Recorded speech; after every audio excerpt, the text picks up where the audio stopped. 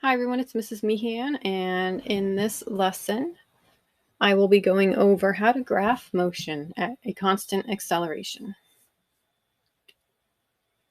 So a quick little do now here. We have examples A and B. Each of them are showing the motion of two different cars. What I want you to do is identify which one represents a car that is undergoing positive velocity and positive acceleration, and you have both a figure representation and a graph representation for both examples, versus the car that is undergoing a positive velocity and zero acceleration. So take a moment to see if you can figure out which is which. Okay, so in example A, what you see in the figure is a car that for every 1 second that passes, it looks like it travels 10 meters per second. In graphical format, here we have 0 seconds, 1, 2, 3. Then we have 10 here. So at 0 to 1, you've moved 10 meters. The same thing at 2 seconds, the car has still moved another 10 meters. So for every second, you plot a line at 10 meters, or 10 meters per second. This comes out as a straight line. This indicates that, okay, the car is moving, but it is moving at a constant rate. If it's moving at a constant velocity, there is no acceleration taking place. So the first example would be a car that is undergoing a positive velocity, but zero acceleration, since that velocity is constant. The second example, we see the car at 0 to 8 meters, etc. And as the time passes, it is actually increasing distance over time. This increase indicates an increase in velocity, so a positive velocity since the car is moving, but also that increase in velocity indicates that acceleration is taking place. So in example B, we see a positive velocity and a positive acceleration. What this looks like on a graph, as you plot out the points, you see a positive slope.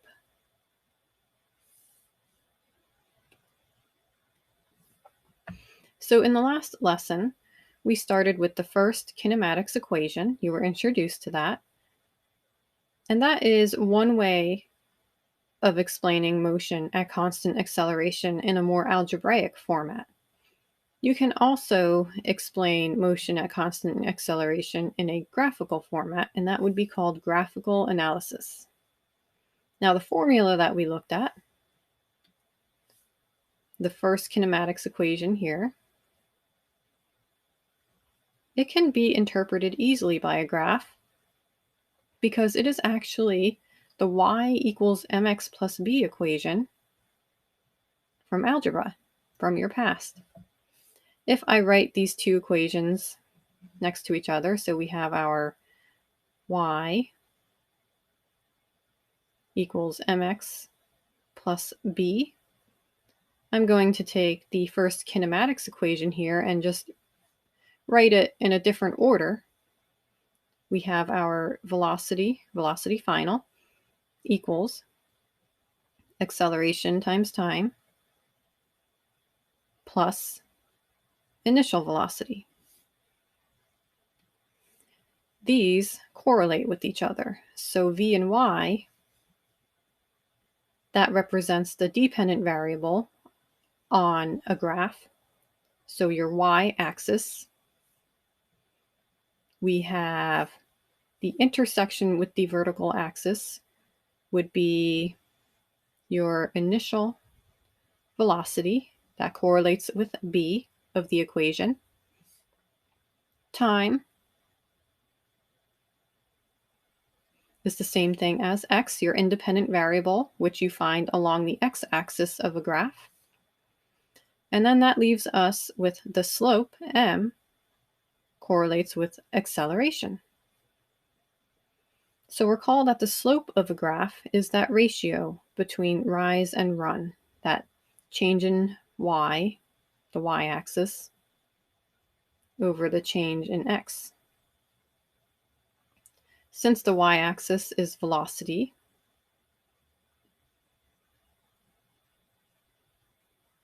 and the x-axis is time,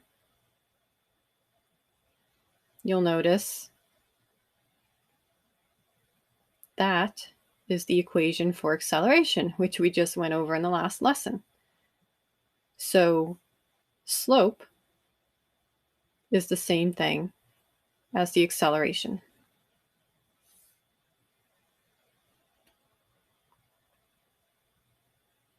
So here we have a bit of a geometric explanation to the acceleration. So again, acceleration equation is the change in velocity over time. And what I just showed you is that slope is equal to m, which is the change in y-axis values divided by the change in the x-axis. Here we can see them next to each other. The slope of the graph on the right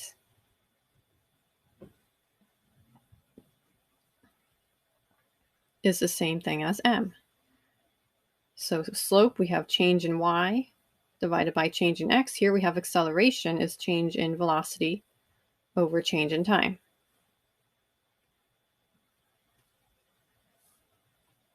So they are the same thing. Just what we're looking at it is a physics version of the same equation that you've seen in the past in your math courses.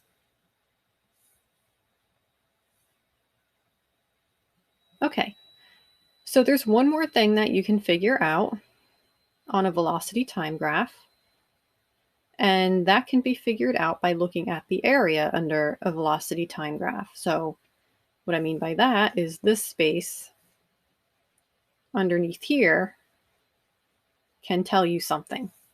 So take a look at the video link that will pop up and then come back here.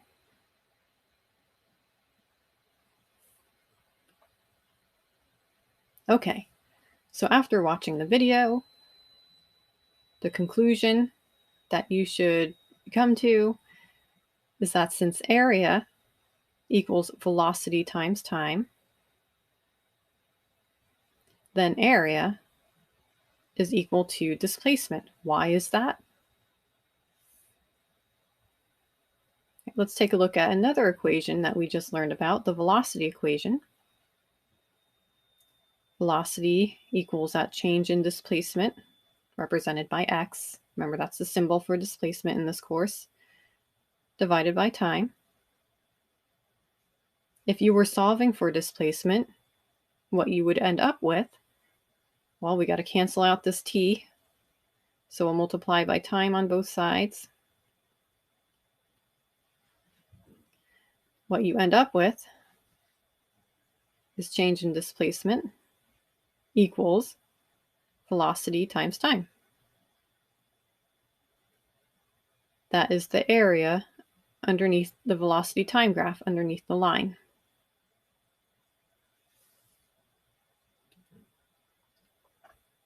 Okay, let's try a few practice problems. So the velocity as a function of time is presented by the graph. What is the acceleration?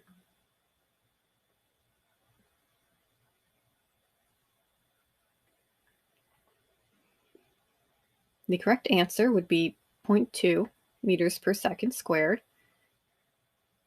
If you had trouble figuring that out, recall that acceleration is equal to the slope. The acceleration equation is the change in velocity over change in time. Since this is a velocity time graph, you can find those values on the graph. So let's take this here. We've got a velocity of 2 meters per second in the beginning. We have an initial velocity. After 40 seconds, we end up with a final velocity of 10 meters per second. So those numbers can be plugged in to this equation. Recall that since we're looking at change in velocity and our initial velocity is not just 0 in this problem, change in velocity or change in anything, it's going to be the final minus the initial. So the initial velocity was 2 meters per second.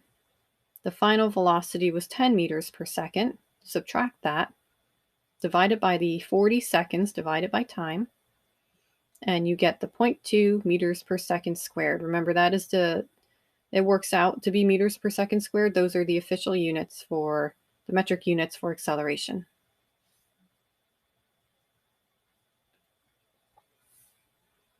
Next problem. The velocity as a function of time is presented by the graph. Find the acceleration.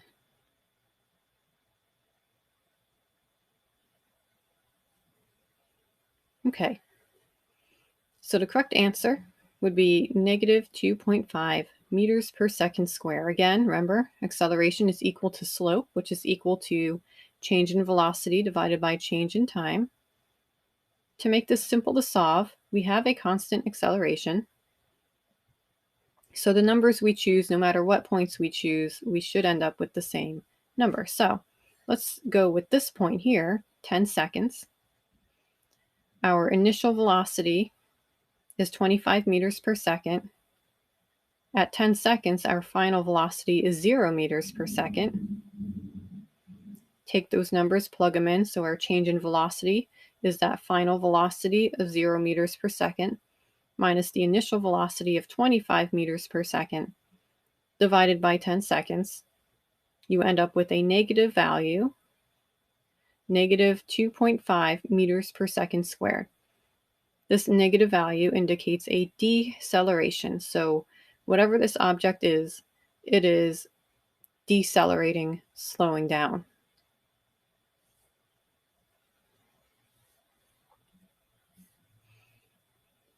One other type of graph that we might be seeing is an acceleration time graph. So the acceleration graph as a function of time can be used to find the velocity of a moving object. When the acceleration is constant, the velocity is changing by the same amount each second. This is shown on the graph as a straight horizontal line. In order to find the change in velocity for a certain limit of time, you need to calculate the area under the acceleration line. That is limited by the time interval you're looking at. So what that all means, let's say we wanted to find the change in velocity during the first 12 seconds here. So we're looking for this area. So recall from geometry, area of a rectangle is base times height. So we have our height here, our acceleration. The base is time, so we have acceleration times time. That's going to equal your change in velocity. In this case, it's 4 meters per second squared times 12 seconds equals 48 meters per second. Now notice this makes sense because this is derived from your acceleration equation. Acceleration equals change in velocity over time.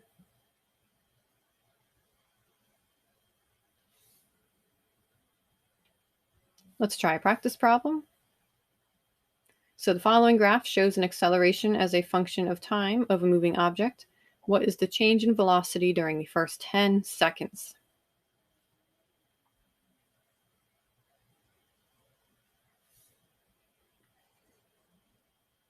Okay, so change in velocity is the area.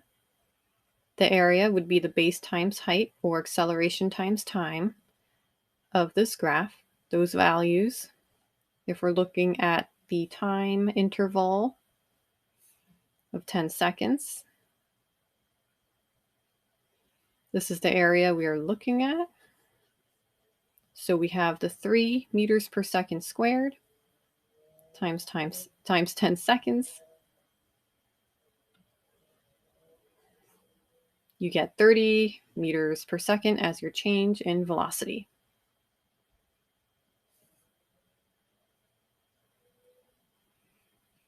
Your next step is to work on a simulation called Irwin and Ruthie. They are 2 robots that are racing each other down the hall. This assignment can be found on Google Classroom, so that is where you want to head to next. The associated practice problems that go with it are multiple choice problems from that document, your multiple choice document, numbers 5 through 10.